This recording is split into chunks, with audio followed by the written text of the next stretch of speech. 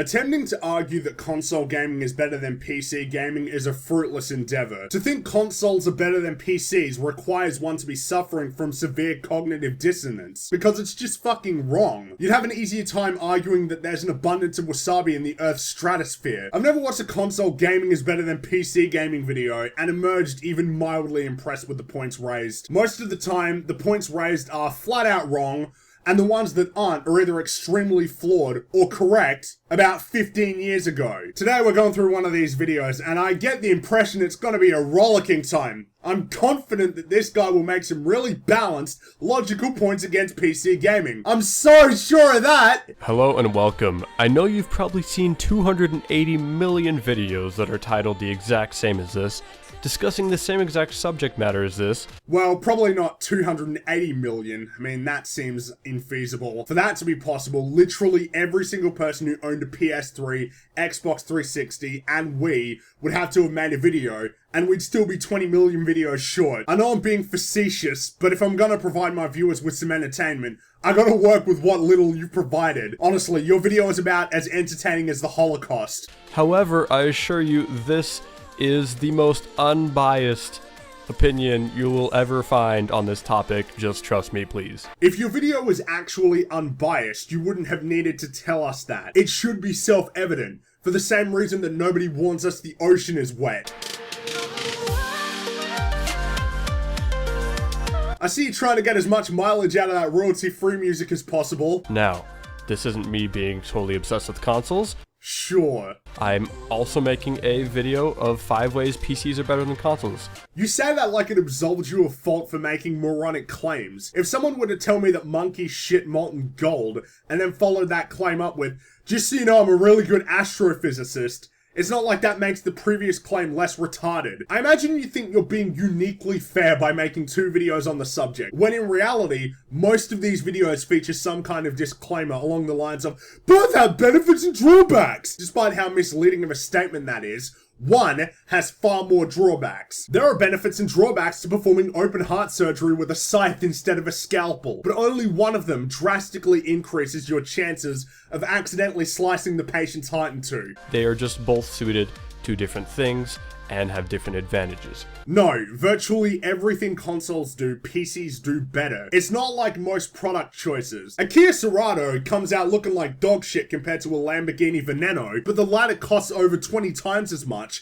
not taking into consideration fuel efficiency and what will surely be a sky-high insurance premium. This same comparison doesn't apply when talking about PCs and consoles. PC gaming is almost always the better option, and if you're as unbiased as you'd like to think you are, you'll come to terms with this by the end of this video. So that's what these 2 videos are for. So now that we've gotten that out of the way, let's go to reason number 1. Universal configuration.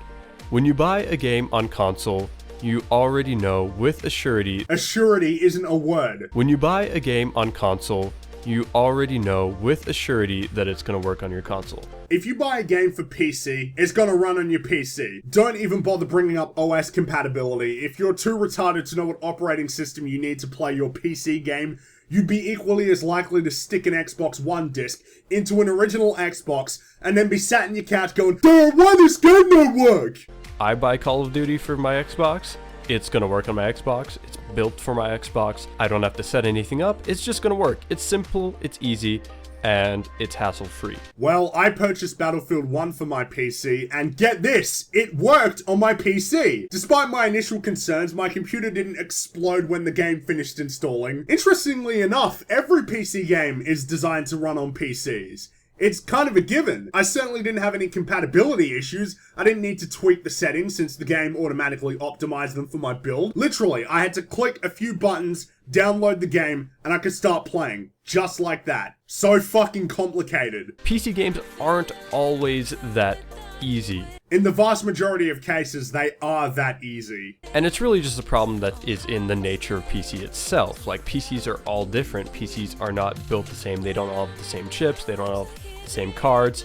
They don't work exactly the same. You do realize that all PCs are fundamentally the same, right? There are differences between PCs in terms of capability and hardware, so there are more variables to consider, but every PC needs the same components to work. whether it's a CPU, RAM, the motherboard, or so on. On top of this, PCs running the same OS have the same base software architecture, and if your PC is too shit to run a game, the developer usually makes it pretty clear with these things called system requirements, which are released before a game launches. If you end up downloading a game that you can't run, unless it's buggy or a piss poor port, it's usually your fault. It's not PC gaming's fault that you're an idiot. Even if we were to stretch this argument and say, well, there are more variables to consider when it comes to PC gaming, which would be a more accurate statement to make, I see that as a flaw completely overshadowed by what is gain, and that's total freedom. Universal configuration is a nice way of saying restrictions. It means you bend to the will of the console manufacturer. You can't upgrade it, you can't mod it, you can't install whatever software you want on it. While PC gaming offers you freedom, console gaming offers you limitations, which you're trying to pass off as an advantage. So consoles really simplify it for people who want to be sure that it's going to work right out the box and have nothing they need to set up or configure. Never have I been concerned that a game I buy for my PC simply won't work. Unless your PC is ancient or running DOS, it's usually never going to be an issue. Even the worst ports still run on my PC, and if you're talking about broken games, that's the fault of developer incompetence. It's also a stupid argument. Console games have released broken as well. Alright, reason 2. Better social and entertainment services. This one's gotta be good, isn't it? Now, by this I mean, social integration. On PC, the Steam Friends platform is alright. It's better than alright. It's pretty good. I can't think of many features Xbox Live has over Steam, and any features Steam doesn't have are available in third-party software packages like Steam or TeamSpeak. I don't see how having more options for socializing with your friends is a bad thing. But Xbox, and I can't really speak about PlayStation because I haven't used PlayStation too much, but the Xbox Friends service and all the social features on Xbox are absolutely superior. No, they aren't. I mean, you'd think for a paid service that Microsoft shit would be top tier, but it's not. I mean, it's fine. It usually works. Usually. And they had a lot of social fun. They have the great achievement system. There's a lot of social infrastructure that really enhances the experience and makes it pretty fun for a lot of people. So if you enjoy that kind of thing, that's really important. All you can name was achievements, a thing Steam also has. You can't just say Xbox has better social features without explaining why. Like, how fucking hard is it to tell us what the Xbox One has over PC gaming in terms of social features? Surely if it's superior, listing these reasons should be effortless. And second part of this, entertainment services. You can watch Netflix on your computer, but a TV is always going to be best suited for this. Well, that's funny because I watch Netflix on my PC and laptop. I've never used Netflix on my PS4 or Xbox. And hey, if you feel like watching Netflix on your TV, you could always hook up your PC to your TV and watch Netflix on your TV. It's that fucking easy. HDMI, wireless keyboard and mouse if you feel like it, and now you're watching Netflix on TV. You strike me as the kind of person who goes to a buffet and only eats the bread. And on both Xbox and PlayStation, you can watch all your Netflix, your Hulu, your Amazon, all those kind of things. Yeah, and I can use those services on PC, so what's your point? And even the most hardcore gamers watch something, I found this out after spending 3 days in hypoglycemic arrest after binge watching 4 seasons of Archer straight. Why do you have to drag a great show like Archer into your shitty video? So, even people like me who think, I don't even watch TV ever, sometimes we will. And consoles are very convenient for that because, they're already hooked up to a TV most of the time, and they simplify that whole thing. They don't though. How is it more simple or even remotely more easy to use a controller, a suboptimal interface device, to watch movies and TV shows, as opposed to opening a tab on Chrome and clicking on the show you want to watch? Alright, this third reason is very basic.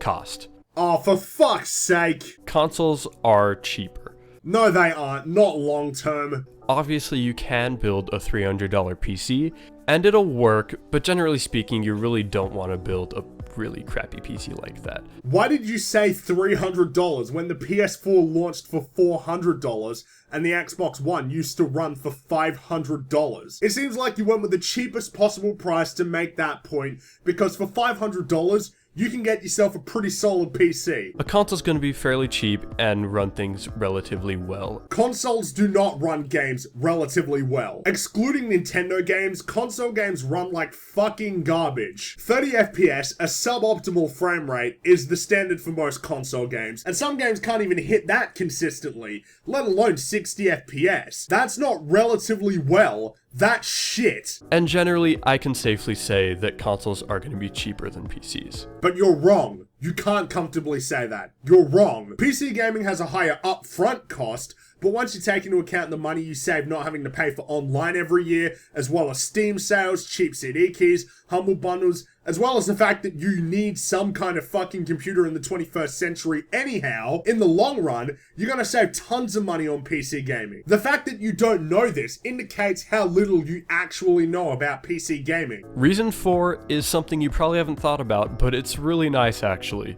All of your games are on one service. What? On PC, you have some really stubborn publishers who decide that they don't want their games on Steam, they want to make their own thing. Which they're well within their rights to do. Why do you feel like it's necessary for companies like EA or Blizzard to put their games on Steam and thereby relinquish a portion of their profits to Valve instead of running their own services? If anything, this is a good thing. It encourages competitiveness. If Steam is the only game in town, they have no incentive to improve their service or implement features that gamers want. If EA didn't implement a really solid refund system through Origin, Valve may not have started working on a refund system for Steam as promptly as they did. The issue with separate services like Rockstar Social Club and Uplay is not the fact that they're separate from Steam. The problem is that these services are shit services. I'm pointing fingers at Ubisoft, EA, and Rockstar, just to name a few. Rockstar is forever forgiven because they make GTA and they do still allow their games on Steam. So do Ubisoft, you plonker. But for those of you who don't know,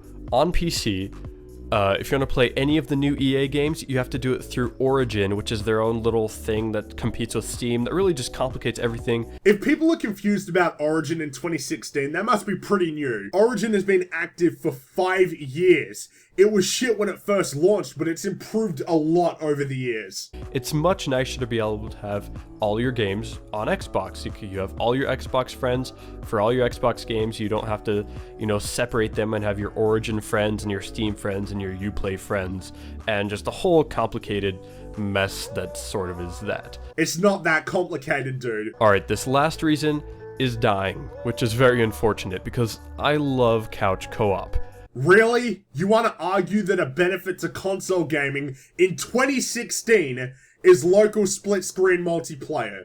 Really? Couch co-op is, being able to play a game together on the couch with friends. Totally needed you to explain that to me. Obviously, there are a few exceptions. You can do a few split-screen games on PC. There are actually a lot of really good local multiplayer games on PC. Sure, they're usually smaller, more simplistic games, but damned if I didn't enjoy two-player Tron back when I was at school. But overall, 99% of the couch co-op games are going to be on console. Which consoles, though? You can't just bunch them all together. Which consoles have an abundance of split-screen multiplayer games? Are they still being manufactured? I have very fond memories of playing Halo or Call of Duty split-screen with friends. How much Halo 5 split-screen have you been playing? It's not the best gaming experience. You're not going to have your headset and your full display to appreciate all the graphics, but being able to come together and play a game together, it's just a great social experience to be able to come together and appreciate a game like that. Because PC gamers can't hold LAN parties. When I was in middle school, a lot of us went to the library during lunch, hopped on the computers, and played Halo CE LAN matches through the school network. It was the fucking greatest. Yet this guy acts like this is something you can't do on PCs. God damn. And not everyone has, the money, the time, or the resources to go and buy 4 Xboxes, or go and buy 4 PCs, or go and buy 4 PlayStations. So to be able to have co-op, or, games like Castle Crashers where, it shares the screen is a huge advantage to me. I like how you conveniently ignored the fact that on the PS4 and Xbox One, local multiplayer games are more sparse than water on the surface of the sun. I can't think of any recent console releases where local multiplayer is an option. Halo was one of the last bastions of split-screen multiplayer, and Halo 5 doesn't have it. So where the fuck are these multiplayer games on consoles? If you made this argument in 2003, I would have agreed with you. Many of the consoles of old, and even the PS3 and 360, had an abundance of local multiplayer games. For most games, it was simply the standard. I have many fond memories of playing local split-screen multiplayer. Mario Kart, Double Dash, Crash Team Racing, Ratchet & Clank 3 multiplayer, Smash, Mario Party, Halo 3. So many great experiences on consoles with actual merit. This is no longer an argument you can make. Local multiplayer is a shell of its former self in the current gaming landscape. Most games have ditched the feature entirely, yet empty-brained tools like yourself will bring it up as a positive for the consoles when it's all but gone on current generation systems. And obviously this won't fit everyone. Kind of the point of these two videos, of the 5 reasons consoles are better than PC video, as well as the 5 reasons PC is better than console video, is to identify like what are your needs, because different reasons are going to apply to different people. Yeah, but one of them is objectively better. Some people might not care about co-op, some people might not care about other things like that. So these videos are to best educate you and to fully get you to appreciate which system is best for you. So hopefully that helped. It didn't. What really rubs me the wrong way about this video is how this guy is trying to pass himself off as unbiased while making statements rooted in sheer ignorance. It's clear he's not a PC gamer, otherwise he would understand why these points are so wrong. Even watching his PC gaming is better than console gaming video, it's clear he's got the console mentality. He brings up $2,000 as a price point to get a PC that outputs great visuals. He thinks there are less AAA exclusive games on PC than on the consoles, and he wastes time bringing up the maturity of the audience as a point. Fucking really? Do you think that's more important than customizability? You don't seem to understand what being unbiased means. To be unbiased is to simply provide the facts as they are, not present an equal number of positives for platforms that don't offer equal value. An unbiased statement to make is that PC gaming is better than console gaming. That is an irrefutable fact. Conversely, there's nothing unbiased about taking two competing products, of which one is vastly better, and then producing videos in which you provide an equal number of points in favor of each platform, weighting them as though they have the same merits. That's not being unbiased, that's being a fucking moron.